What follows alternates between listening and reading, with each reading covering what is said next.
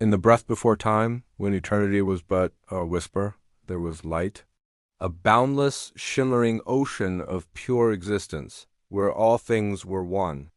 In this realm of absolute harmony, two souls were born from the same divine spark, forged in the heart of creation. One was called Ethel, the embodiment of courage and unwavering light. The other was Lyra, a spirit of compassion, whose grace could calm the wildest cosmic storms. They were inseparable, two halves of a single, perfect song, their love a melody that echoed through the nascent universe. Their world was a paradise of celestial gardens and rivers of starlight, a testament to the Creator's infinite love. But even in perfection, a shadow can be born from the brightest light. A seed of pride, small and insidious, found its way into Ethel's heart. He looked upon the splendor of their home and believed his strength alone was its guardian. He saw the cosmos bend to the Creator's will and felt a flicker of envy, a desire to command the stars himself, not just to dance among them. Lyra sensed this change, a subtle dissonance in their perfect harmony. She saw the shadow growing behind his eyes, a veil that dimmed the brilliant light she had always known. With a heart full of love, she pleaded with him, reminding him that their strength came not from power, but from unity, from their shared love and their devotion to the source of all things. But Ethel, blinded by his burgeoning ambition, could no longer hear her song.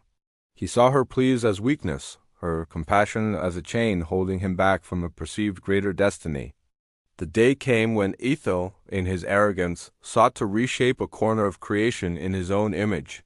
He gathered stardust and nebulae, attempting to forge a new sun, one that would burn brighter than any other, a monument to his own might. But creation is not a thing to be commanded. It is a symphony to be joined. His efforts created not light, but a vortex of chaos, a wound in the fabric of existence that began to unravel the harmony of their world. Darkness poured from the rift, and the celestial gardens began to wither. The rivers of starlight grew dim. As chaos threatened to consume everything, Lyra knew what she must do. Love, in its purest form, is not possession but sacrifice. While Ethel had sought to build a monument to himself, she would become a testament to love's true power. She approached the swirling maelstrom, her spirit glowing with a soft, determined light. She did not fight the darkness with force, for that was Ethel's way, the way of pride. Instead, she opened her heart and poured her very essence, her light, her love, her entire being into the void. She became the sacrifice, weaving her spirit into the chaos to restore the broken harmony. Ethel watched, frozen, as the light he had taken for granted vanished before his eyes, consumed in a final brilliant flash that healed the wound he had created.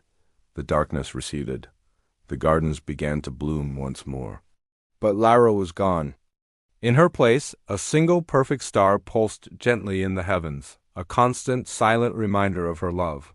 Ethel was left alone, surrounded by the beauty she had saved, but the world was now silent. The song was incomplete. His pride had cost him everything.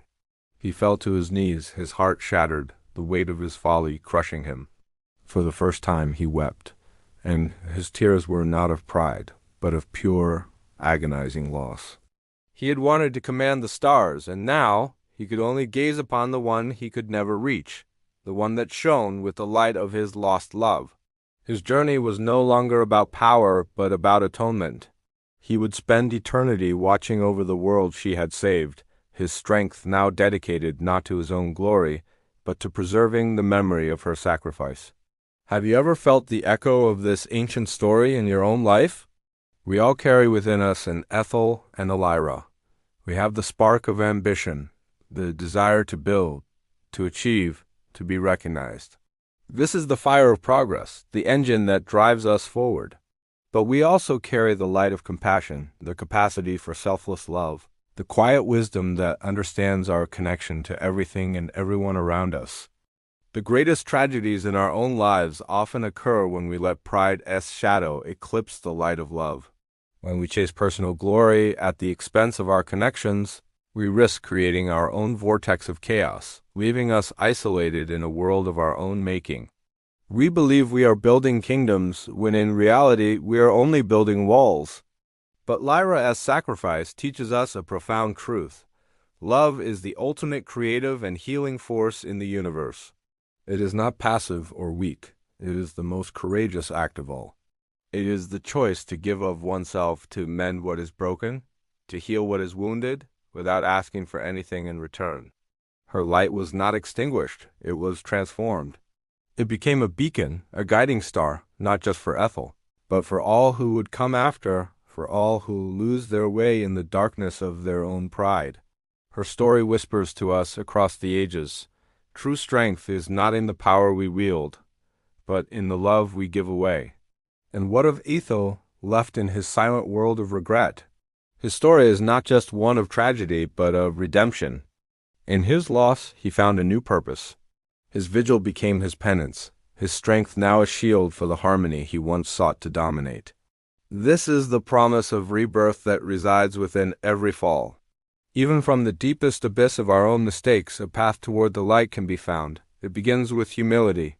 It begins with acknowledging the wounds we have caused. It begins with dedicating our lives not to our own legacy, but to honoring the love we may have lost or taken for granted. Look up at the night sky. Among the countless stars, perhaps one shines with a message for you. It is a reminder that even when we feel lost in shadow, the light of love and sacrifice endures. It is a constant, unwavering presence, waiting for us to turn our gaze away from our own reflection and toward its eternal glow. The greatest stories are not written in the stars, but within our own hearts. They are the stories of our own falls, our own sacrifices, and our own journeys back to the light. For even the most broken soul can be reborn, guided by the memory of a love that was pure and a sacrifice that made everything new again. For in the end, we are all just learning to hear the song of the universe once more, and to find our own part in its eternal, beautiful harmony.